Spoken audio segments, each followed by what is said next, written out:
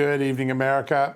Welcome to the Thursday edition of Just the News, No Noise. It's another solemn night for all of us here at Real America's Voice as we mourn the passing of our great colleague, Charlie Kirk. I'm John Solomon, reporting to you as always from the nation's capital. At this hour, we are awaiting more information from the FBI, the manhunt for Charlie Kirk's assassin. I can tell you that Kash Patel has personally left New York and is on his way. He'll be in Utah. You would expect an announcement there soon. Meanwhile, the Bureau has made significant progress in their search. They also found 2 unspent ammunition cartridges that had inscriptions that suggested there is some far-left ideology involved in this shooting, a clue towards a potential motive. Some of it's been described as anti-fascist, some more transgenderism. I'm not so sure about that second one, but that's what's out there right now. Now, officials also told us at Just the News that they're examining the conduct of one or more people in the crowd at the Utah event to figure out if there were any accomplices, including specific questions that were asked just before Charlie was shot. Those are some of the things that are ongoing. In other words, they know a lot, but they do not have a clear identity for the suspect.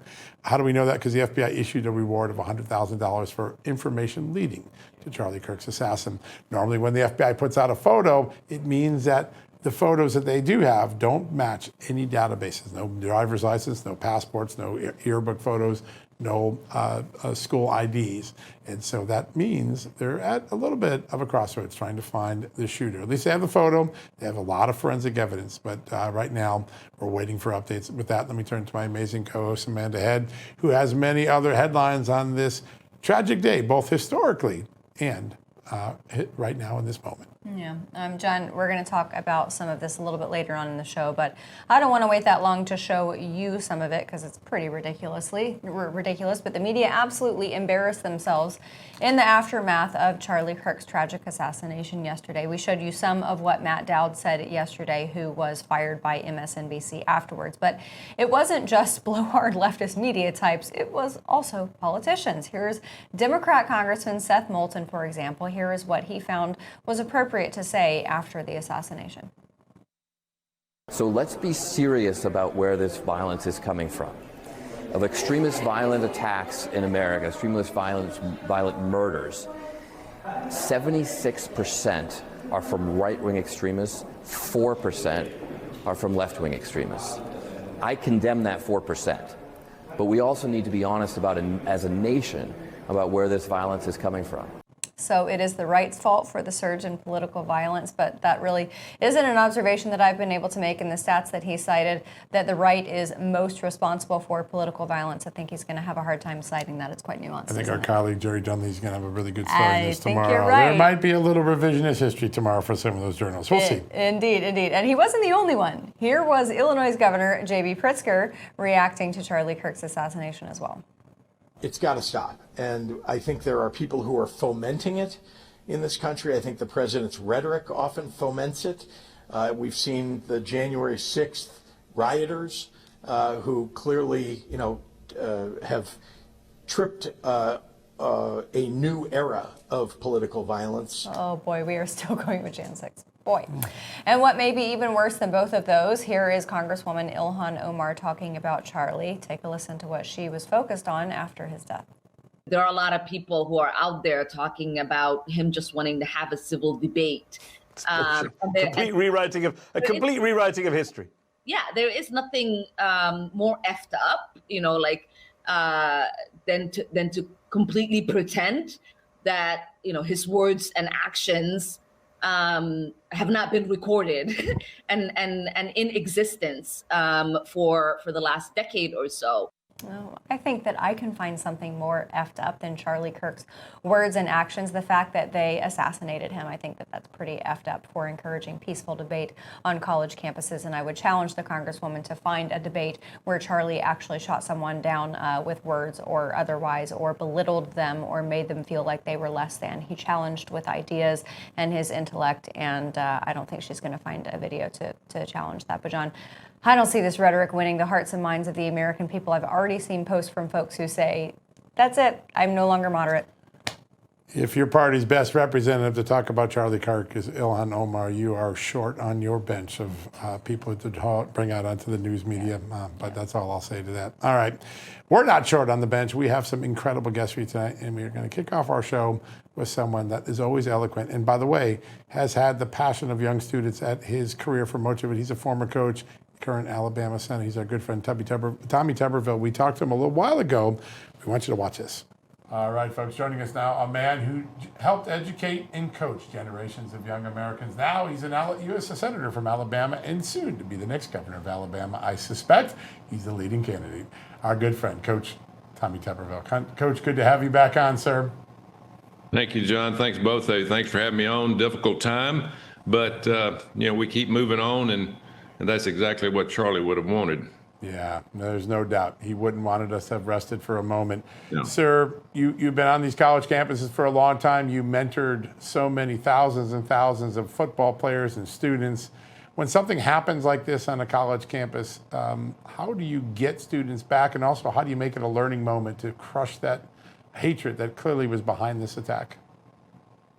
Yeah, unfortunately, a lot of these universities are going to pull the plug on anybody going on campus in any situation or venue like Charlie had been going on. And he brought out both sides.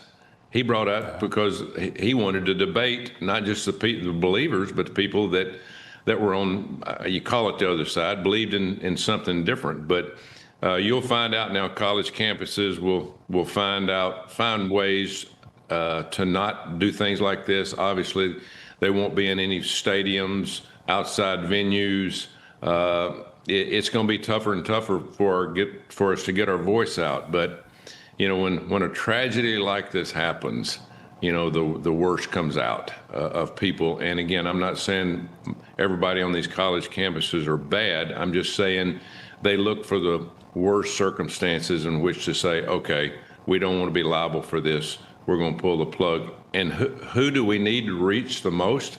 It's the kids on these college campuses because they're being brainwashed.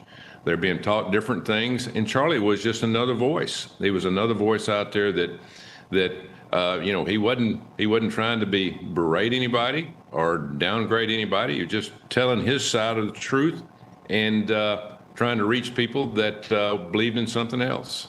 Yeah, no doubt.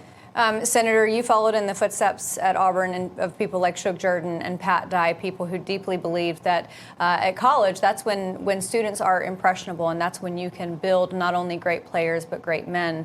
And I'm seeing a lot of professional athletes out there tweeting positive things about Charlie Kirk, positive things about the civil discourse that he encouraged. That was kind of the genius of Turning Point, and the genius of folks like you who served on college campuses to impression young men and women. Yeah, Charlie and I spoke about this a little over a week ago on one of his shows about reaching out to young college people about education and about other things. Well, you have to remember now, college campuses, it's the first time most of these kids are away from home for the first time. They're listening to other people other than people that either they've grown up with in their neighborhoods or their families. Now they're getting a real bite of the apple when it comes to the real world, when you get out there with people with different opinions. And we needed somebody like Charlie, in which he took the bull by the horns and went out and said, listen, there's more one way to skin a cat. And but he wasn't afraid to do it. And he had the gift, God gave him the gift to talk, to debate, to reason. And again, he didn't get across to everybody, but he tried. And that was, we needed that on campuses. That wasn't a college graduate, he wasn't a professor, he was just a common Christian American, and he really resonated to a lot of these kids across the country. Yeah. We don't have all the facts in yet, but we do have some new evidence today suggesting a far liberal ideology was inscribed on the weaponry used to kill Charlie. There is a growing segment of the far left that has a level of intolerance that we might not have seen in generations past, that killing is just another objective to silencing your enemies. How do we counter that? How do we have a national conversation on either side to make sure that this isn't the way we settle our political disputes going forward? Well, it's going to be hard. the rhetoric is really high, and you know well as I do, being in D.C., John, this place up here, the rhetoric is real high. Yeah. But you got to remember, history books are filled with cowards that couldn't win reason by any other way than violence. Okay, that's the way I look at it. There's a lot of cowards out there, and if they can't win, they result to something else. And we've seen a lot of our politicians, our leaders across the country and even around the world that have lost their lives because people just can't stand not being able to win at reasoning, at talking, debating, and so they take drastic measures. And it's just unfortunate something like this has happened to a young man that's 31 years old that has a very, very young family. It's a tragedy at its worst. And again, we'll talk about this for weeks and weeks and weeks to come. But at the end of the day, what would Charlie want? Somebody's got to take the bull by the horn and continue this dialogue, because we cannot be shut out from college campuses. If that happens, we lose. And we can't lose these young 18 to 23-year-olds to an ideology that does not fit Christianity, our Constitution, and the American dream. Yeah.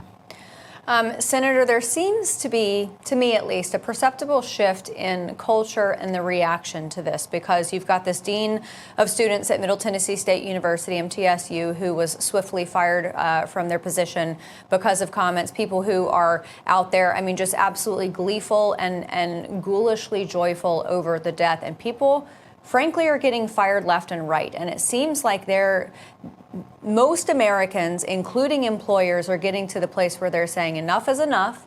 We're not going to tolerate this hate. Are you feeling that as well? And why is that? Well, I'm seeing it. We don't hear a lot about that up here. Now, we see a lot of these young people up here that are in the media, and they have their own podcast, and they work for all these networks.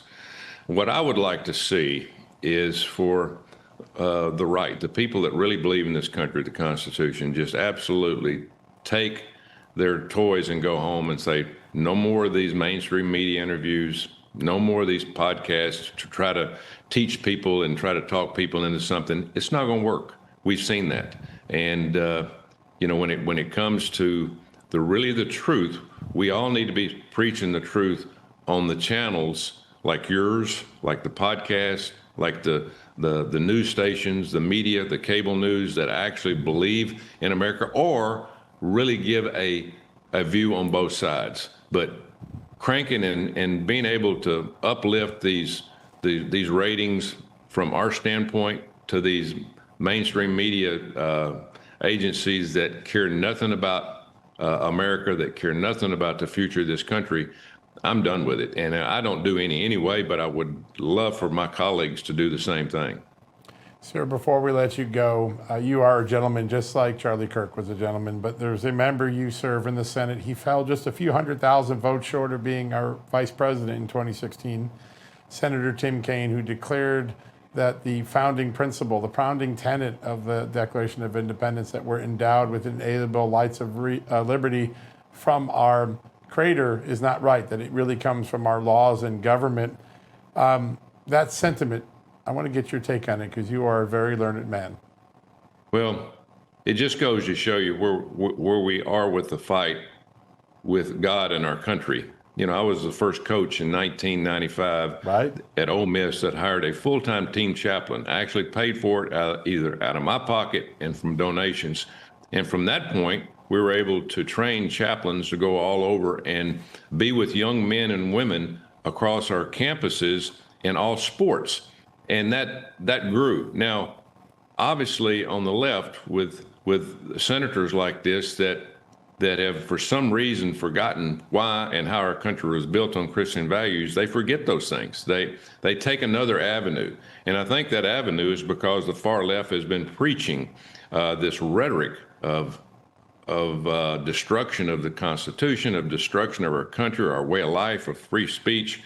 I mean, it's just, it's about power and it's about control.